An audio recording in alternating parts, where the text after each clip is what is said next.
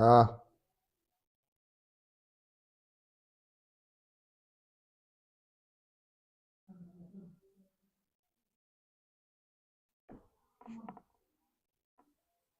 all right, everyone. I'm going to try this for the second time. If you never saw the first one, then you don't have to worry about it. But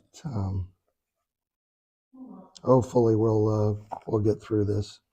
But I guess that's the beauty of doing something live, is that you don't know what's going to happen, and when you have somebody like me that's not technical, and I keep apologizing for that, but it's just the way it is. I'm not technical, so I'm hoping that the audio is good and that you can hear me. But I wanted to give you a little bit of a different perspective tonight. I've written about it in the book, Tragedy to Tribute. If you don't have it, get a copy of it, because there's a lot more detail of what's going on with me and how I got to where I am, after 20 years. And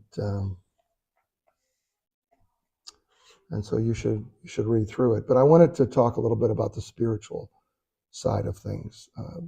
This is a journey that was God directed from the very beginning. I'm a spiritual man. My family, are Christians. Not that any of this matters. I mean, it does from an eternal perspective, but it matters because I was put on a mission, that I believe was the right thing to do. And it was necessary. It was missing. It was a void. And every time I get resistance, besides depressing me, it also strengthens me, because I realize that people have no idea what it is that I'm actually trying to achieve, and the significance of that. I mean, the depth of it is so much more than the surface of, oh, this is just a flag. What do we care? But the implications and the reasonings and the spirituality of what it all means is I hope something that will eventually be left as a legacy in this country, that people will absolutely get it at some point. But because I believe that God created me for this mission, if you could believe that, I believe that everything I do and everything I've done has prepared me to be where I am today, and including the loss of my son. And I know that's hard to say, because I would have him back in a second. But you probably have heard the expression, there are only two defining forces in the universe willing to give their lives for you. Jesus Christ for your soul, and the American soldier for your freedom. Now, that expression became very real to me when I got that knock on the door. And I had to deal with it, from then on, and realize that American soldiers, and I use that term for all branches of service, American soldiers are dying. They're dying for us. And more exclusively, only a few are dying so that others, loved ones, don't have to. A few are taking on the burden of the many. And one of the last things my son said to me, I mean, he was also a Christian man, who believed very strongly in Christ and kept the Bible at his bunk side. And one of the last things he said to me, in the beginning of the book, I think I read it on the first night, that I did these readings. He said, Dad, God is my shield. God is my shield. And I said, of course, son, absolutely. And he said, no, literally. And I said, I love you. And he said, goodbye.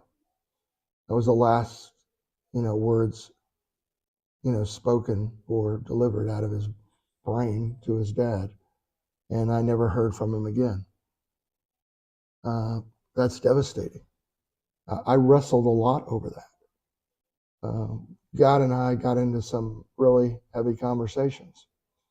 I had assumed, that being connected to my son, that I would have some inkling that he was in danger, that I would even have known that he was hurt or that he was gone.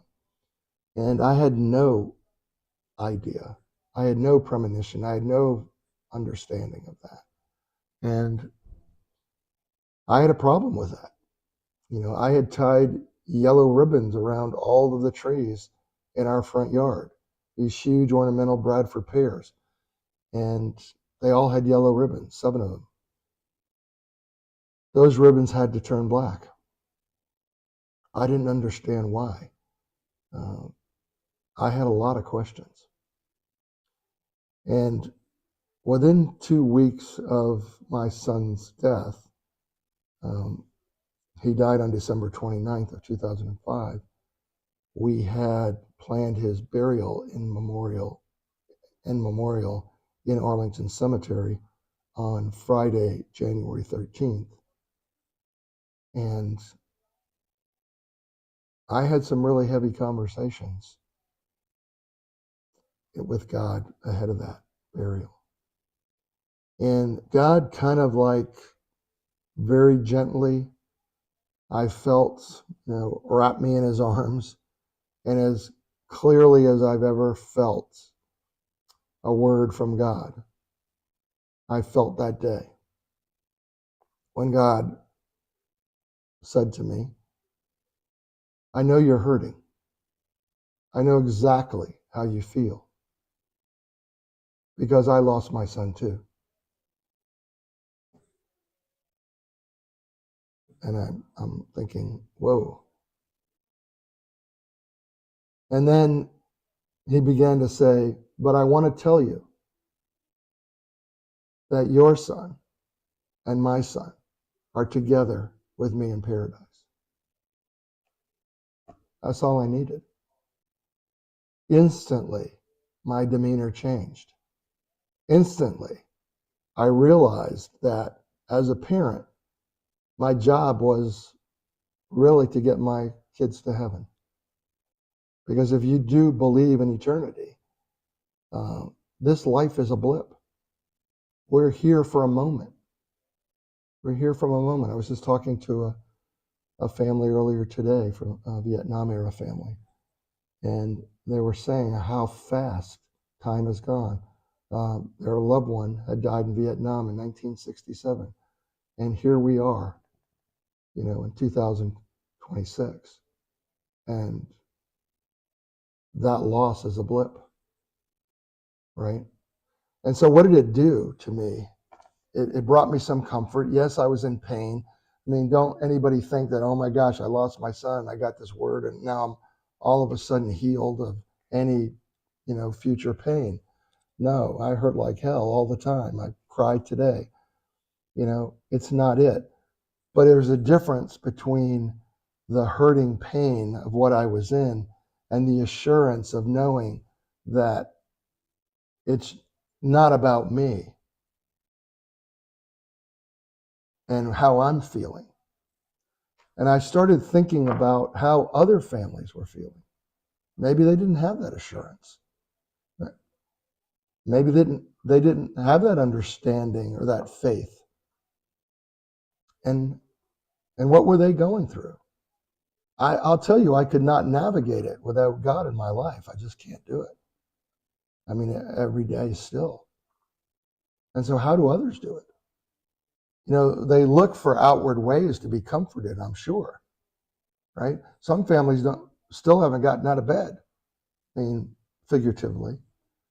But hopefully you get that picture, that you can be caught in this grip that you can't get out of. You can't shake it because you don't know how. There's nothing else to hold on to. Your child, your spouse, your loved one was your whole world. and you're stuck. And without a deep faith in something, without a challenge, without a direction, you'll be immobile. It's very difficult. And so I didn't all of a sudden think, oh, I'm going to create a national symbol. I all of a sudden realized that it wasn't about me and it needed to be about others. And so what did I do? I started going out and meeting other families who had lost loved ones. I started going to funerals, military funerals, and meeting those families and letting them know that they weren't alone. If they needed somebody to talk to, that I was there. Call me, please. This was before anything ever came about in terms of a national symbol. Because I knew that there was a hurting population out there that needed some comfort. And that's what I did. I gathered fathers together who had lost their sons, mostly sons at that time. And I would gather them together at a restaurant once a month. And we did that for a couple of years. I'd have a dozen or more fathers who didn't know each other to come together and share stories and cry and hug and feel safe, right? This is where my head was. This was the direction that I was going in, because I wanted to do something positive, with this loss. And I didn't want to sit and feel sorry for myself, which was very easy to do, right? And so I've spoken about this many times, about this giving a gift. And the idea that I had been getting gifts for a while, months and months and months for a while, and all kinds of gifts. Not going to tell that whole story, but I wanted to give a gift. I didn't want to give a gift, something like sending somebody a picture or a plaque or, something like that. I literally wanted to give a gift of comfort, a gift of healing. I wanted to give a warm hug, not just to a couple of people, but to every single family who has ever experienced that loss ever in their life, in the history of their family, and was still dealing with that grief and the emotion of that. I was crying with Vietnam-era families just this weekend, 2 of them in 2 separate occasions in 2 different locations. One of them said to me, in 60 years, no one has ever said my dad's name until you presented me with a flag.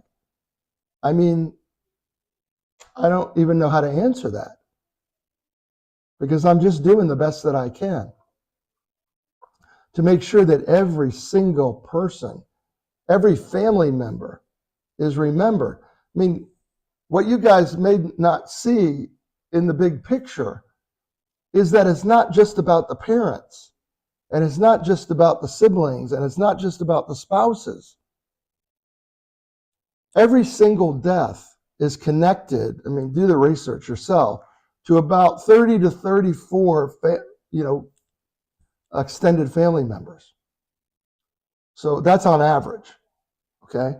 So if you multiply every single fallen hero by 34, you're talking about millions of people in that universe that have all been affected by that death. And then you continue that on, aunts and uncles, grandchildren and great-grandchildren and all of that.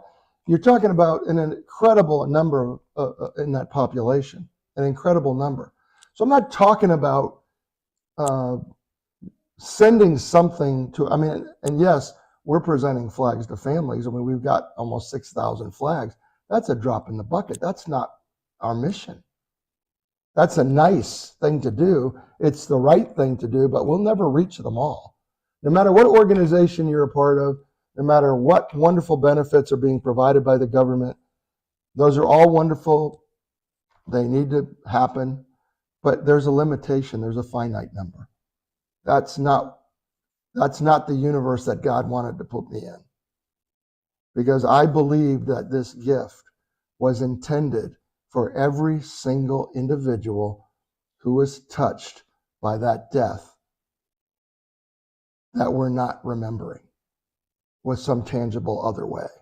Okay? I mean, think about that. Think about that, the immensity of that universe. Okay? This is what this mission means. It's putting a symbol. Yeah, it's a flag. I get it. It's something tangible. But think about the symbolic delivery of that flag. A flagpole. Okay?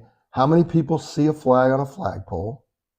What does that mean when they see it? Do you know the people that see it? No. You know, you may have a business on the busiest corner in your town, and millions of people might go by that, in a month. You don't know them. You'll never know them. They may never, knock on your door, but you've now sent a message to them. Okay. I could think of no better way of sending a message to everyone in America, in the world, but everyone, in our free country, other than a flag. I defy you to tell me a better way, other than a tragedy that occurs that everybody becomes aware of, but then that time moves on. People want you to get over it. They go back to their lives and nothing changes. There's no permanence. There's no legacy. So if you think about what I believe God intended me to do, and I hope that you're on your own mission from God, honestly, whatever that might be.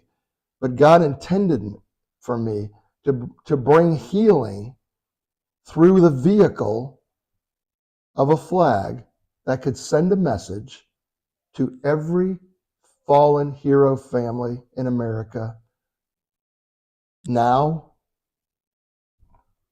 from past generations, and into the future.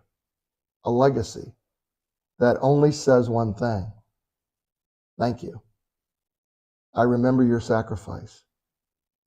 And I want you to know that although I don't know you, I appreciate you. Think of the enormity of what that message sends, and to the footprint of to who it sends it to. This is the importance of the flag. If you're out there thinking, well, this is enough or that is enough, it's not enough. You will never be able to reach everyone permanently without leaving a message in some form or fashion that perpetuates, continues, and touches the lives of everyone who has sacrificed. Not just the ones that are gone, they're not here knowing what we're doing, but every family unit that I just mentioned, that is that explosive family dynamic, that there's way more than a few in the immediate family. They never get talked to. They never get touched. They're still grieving too. And what about those friends? What about those coworkers? What about those guys that served with your loved one? It's the same thing. What we've done with the creation of the Honor Remember flag is to give everyone a way to send a message to every one of those families. And I believe that God directed this to happen. And this is why I know it's not going away. This is why I know, regardless of what happens to me, that it will continue. And so I understand that.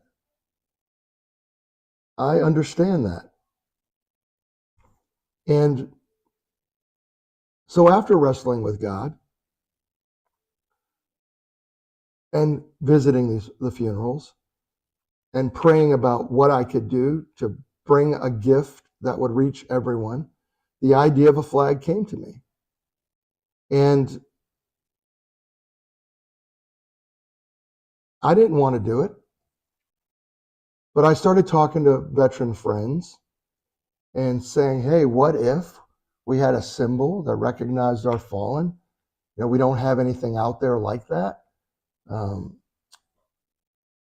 Would you think it would be accepted? And I was getting all kinds of kudos from friends saying, yeah, that's a great idea. Oh yeah, I would love that. Sure, whatever. So I went to my congressman. I said, Congressman, I think it's a great idea. We come up with a national flag of remembrance.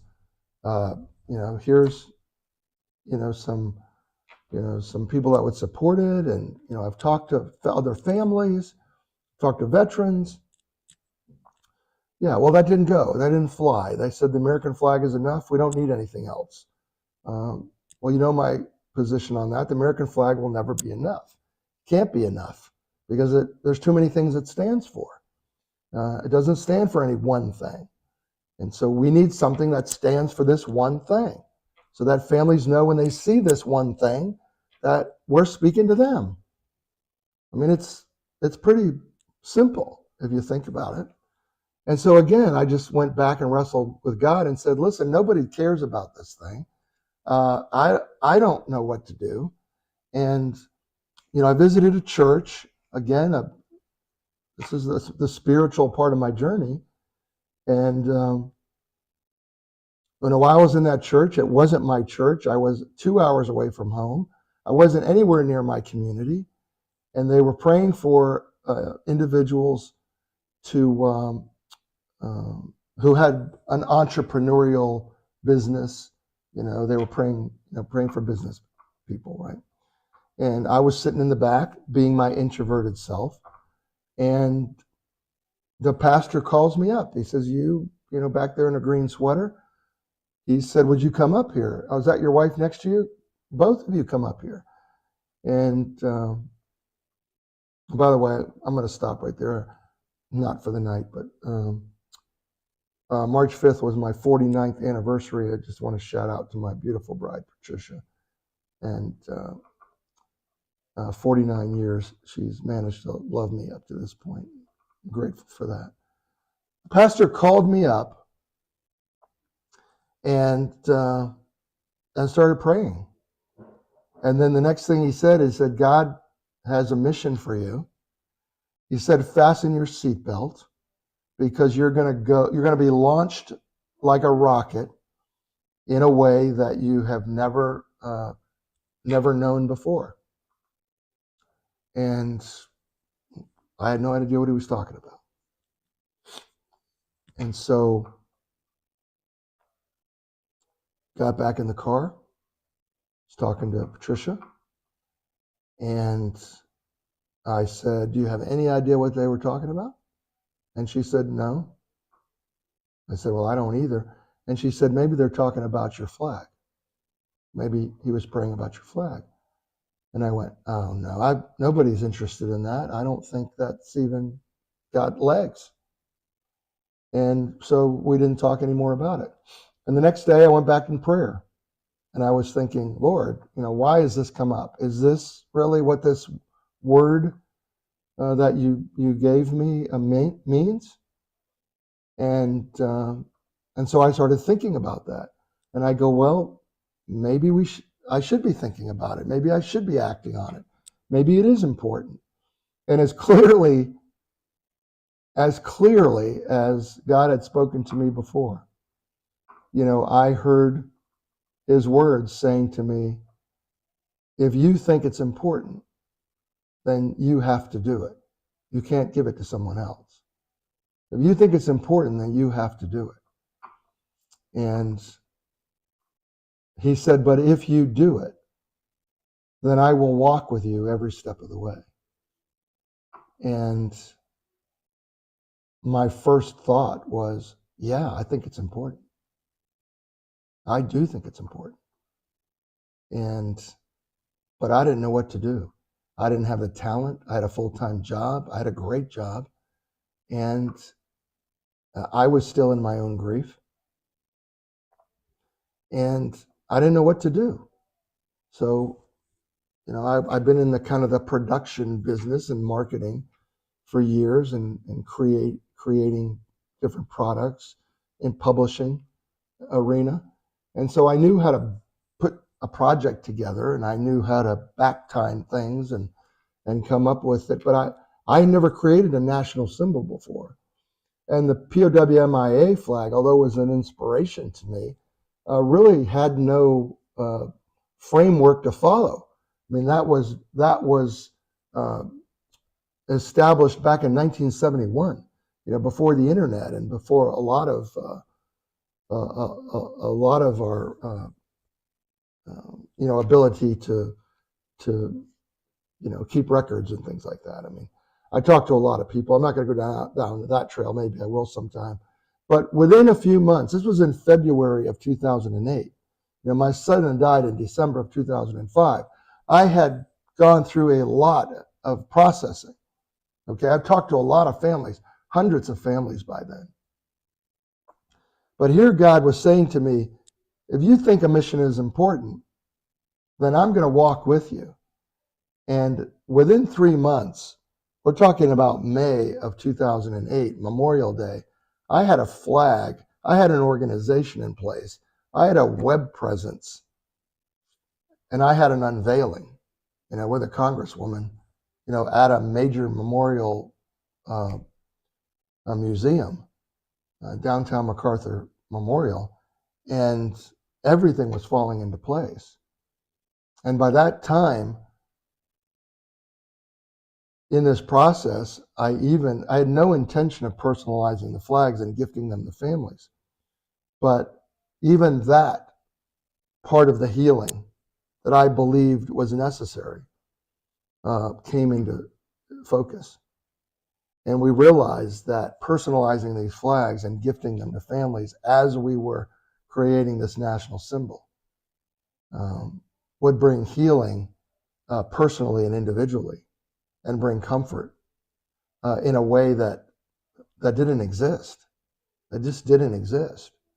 And you know from the many things that I've been doing, from the runs and from the travel across America and some of the other things, the personalized flags, is that we have put a lot of things in place. And this has been, God's timing from the beginning. And I thought one and done, right? I'm going to create this idea. I'm even going to create this symbol.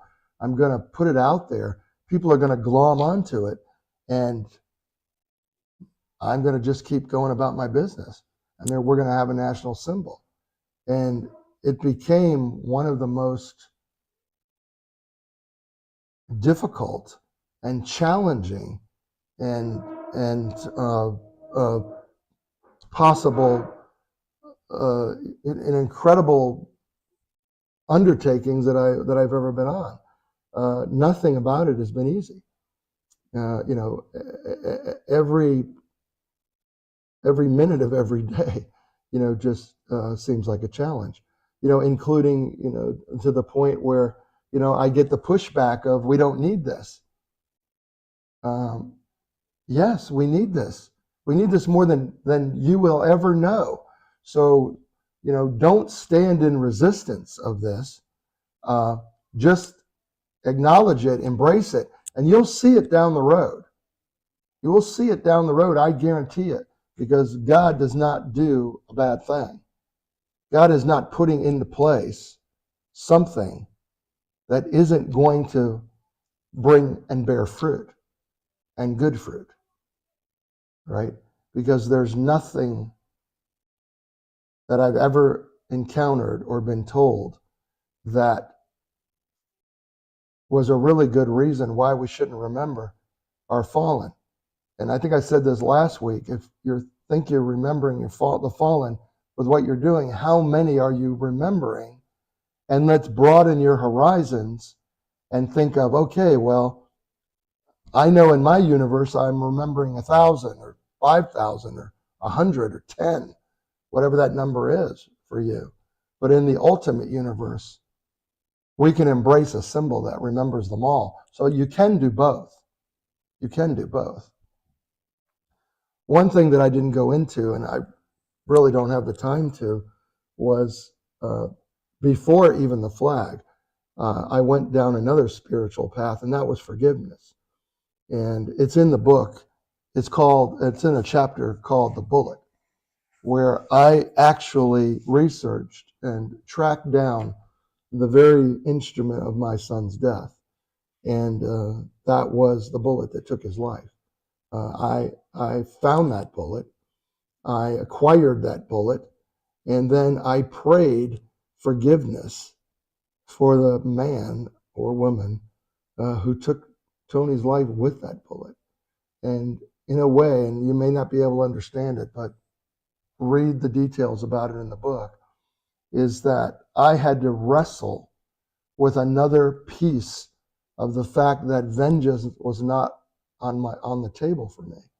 That was not what I was looking for. Tony decided he was going to go in the Army. He decided he was going to put himself in danger. He knew there was a war going on. He went over there. He was his own man. And, somebody took his life. It was a war situation. And it was something that I had to accept. And one way of accepting it was to actually forgive the individual who loaded that bullet into a rifle and took his life. And that may be really hard for some of you to understand. But if you understand the depth of my faith, then you will realize how important that was. And maybe some of you who are listening need to take that step yourself, even ceremoniously, right? Figuratively, if not physically, and unwrestle, with the very thing that may be keeping you in grips. So I talk in depth about that in the book. This is a very, very spiritual mission in my eyes. And, God works whether we believe in him or not, right? God is there. He's present. I believe he speaks to us. I believe he gives us visions and missions. And, whether we accept them or not, they still exist. And I believe that to my very core, this is the mission that I'm on. And if that helps you in your faith, God bless you. If that helps you understand more of my mission and how important it is to me, I mean, not just that I get a flag on a flagpole, it's because I believe God said this is the way that you can reach every single family in America that has sacrificed a loved one. That is the depth of it. It could have been anything. But honestly, I can't think of another way to send that message continuously, perpetually, yeah, and comprehensively, perpetually. Thank you. So God bless you guys. I wanted to share, from my heart. We do have an initiative called the Declaration of Remembrance. I think I've spoken about it. I'm going to keep speaking about it because I believe that this Memorial Day, May 25th, 2026, is when our government should make the statement that the Honor and Remember flag should stand as America's message to all of our families who have ever suffered, and pass this bill, H.R. 1363, in the next 2.5 months. Next week, I'm going to talk about the task force I've created. But in the meantime, here's that slide, declarationofremembrance.com. Sign it, pass it on, help us in that regard, but understand the depth of what this actually means and who it means to, right? Let's make a difference together.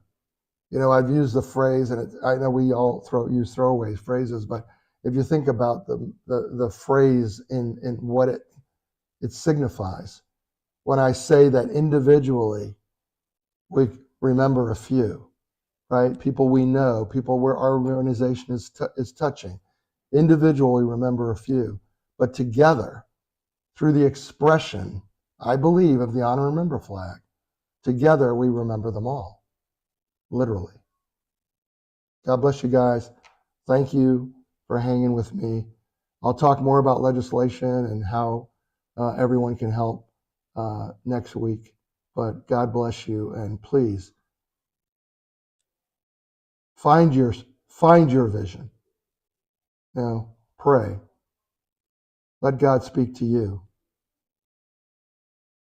as He did to me. Good night.